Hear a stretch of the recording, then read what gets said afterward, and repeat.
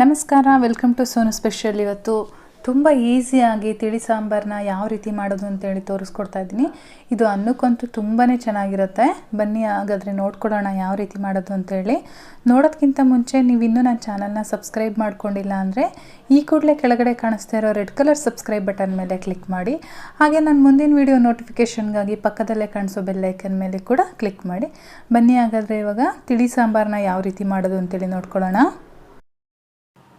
ನಾನಿಲ್ಲಿ ಮೊದಲಿಗೆ ಒಂದು ಕಡಾಯಿಗೆ 1 ಟೇಬಲ್ ಸ್ಪೂನಷ್ಟು ಅಡುಗೆ ಎಣ್ಣೆನ ಹಾಕ್ತಾಯಿದ್ದೀನಿ. ಅದಕ್ಕೆ ಒಂದು 1/4 ಟೀ ಸ್ಪೂನಷ್ಟು ಸಾಸಿವೆ ಹಾಗೆ ಕರಿಬೇವು ಹಾಕ್ಕೊಂಡು ಒಗ್ಗರಣೆ ಮಾಡ್ಕೊತಾ ಇದ್ದೀನಿ. ಸಾಸಿವೆ ಎಲ್ಲ ಚಟಪಟ ಅಂತ ಸಿಡಿಯೋಕ್ಕೆ ಸ್ಟಾರ್ಟ್ ಮಾಡಿದ್ಮೇಲೆ ನಾನಿಲ್ಲಿ ಒಂದು ಮೀಡಿಯಮ್ ಸೈಜ್ ಈರುಳ್ಳಿನ ಮೀಡಿಯಮ್ ಸೈಜಲ್ಲೇ ಕಟ್ ಮಾಡ್ಕೊಂಡಿದ್ದೀನಿ. ಅದನ್ನು ಕೂಡ ಹಾಕ್ತಾಯಿದ್ದೀನಿ. ಈರುಳ್ಳಿ ಗೋಲ್ಡನ್ ಬ್ರೌನ್ ಬರೋವರೆಗೂ ನಾವು ಫ್ರೈ ಮಾಡ್ಕೋಬೇಕಾಗತ್ತೆ. ನೋಡಿ, ಈರುಳ್ಳಿ ಕಲರೆಲ್ಲ ಸ್ವಲ್ಪ ಚೇಂಜ್ ಆಗ್ತಾ ಇದೆ.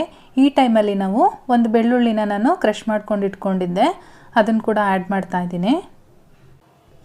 ಅದು ಬೆಳ್ಳುಳ್ಳಿ ಅಷ್ಟೇ, ನಾನು ಅದಕ್ಕೆ ಶುಂಠಿ ಏನೂ ಆ್ಯಡ್ ಮಾಡಿಲ್ಲ. ನೋಡಿ, ಇವಾಗ ಎಲ್ಲದೂ ನೀಟಾಗಿ ಫ್ರೈ ಆಗಿದೆ, ಈರುಳ್ಳಿ ಎಲ್ಲ ಟ್ರಾನ್ಸ್ಪರೆಂಟ್ ಆಗಿದೆ. ಈ ಟೈಮಲ್ಲಿ ನಾವು ಒಂದು ಟೊಮೊಟೊ ಹಾಕ್ತಾಯಿದ್ದೀನಿ. ಇದು ಮೀಡಿಯಮ್ ಸೈಜ್ ಟೊಮೊಟೊ. ಇದನ್ನು ಕೂಡ ನಾನು ಮೀಡಿಯಮ್ ಸೈಜಲ್ಲೇ ಕಟ್ ಮಾಡ್ಕೊಂಡಿದ್ದೀನಿ. ಇವಾಗ ಟೊಮೊಟೊ ಎಲ್ಲ ಚೆನ್ನಾಗಿ ಸ್ಮ್ಯಾಶ್ ಆಗಬೇಕು, ಅಲ್ಲಿವರೆಗೂ ನಾವು ಇದನ್ನು ಫ್ರೈ ಮಾಡ್ಕೋಬೇಕಾಗತ್ತೆ. ದಿಢೀರಂತ 5 ನಿಮಿಷದಲ್ಲಿ ಆಗೋಗ್ಬಿಡುತ್ತೆ ಈ ತಿಳಿ ಸಾಂಬಾರು. ಟೇಸ್ಟ್ ವೈಸು ಅಷ್ಟೇ ತುಂಬಾ ಚೆನ್ನಾಗಿರುತ್ತೆ ಸ್ನೇಹಿತರೆ, ಒಂದ್ಸಲ ಟ್ರೈ ಮಾಡಿ. ಇವಾಗ ಇದಕ್ಕೆ ರುಚಿಗೆ ತಕ್ಕಷ್ಟು ಉಪ್ಪನ್ನು ಕೂಡ ಆ್ಯಡ್ ಮಾಡ್ತಾ ಇದ್ದೀನಿ. ನಾವು ಉಪ್ಪನ್ನ ಈ ಟೈಮಲ್ಲಿ ಹಾಕೋದ್ರಿಂದ ನಮಗೆ ಅದೆಲ್ಲ ನೀಟಾಗಿ ಚೆನ್ನಾಗಿ ಬೇಗ ಬೇಯುತ್ತೆ.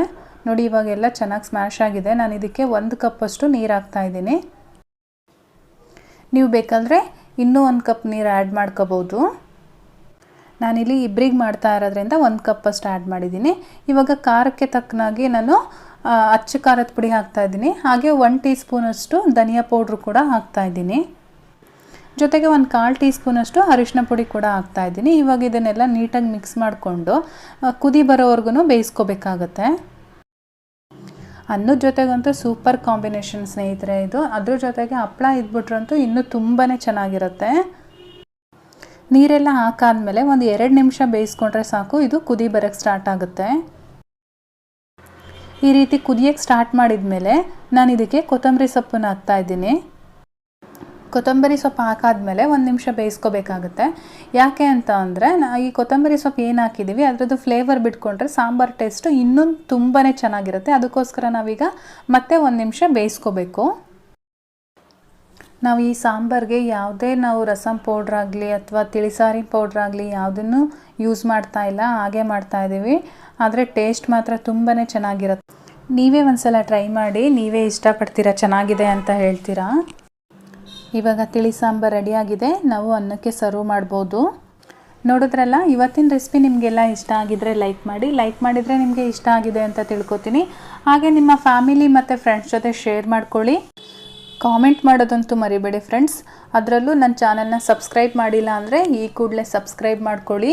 ನಾನು ಮತ್ತೆ ನಿಮಗೆ ಇನ್ನೊಂದು ಈಸಿ ರೆಸಿಪಿಯೊಂದಿಗೆ ಸಿಗ್ತೀನಿ. ಅಲ್ಲಿವರೆಗೂ bye bye, take care, thank you for watching.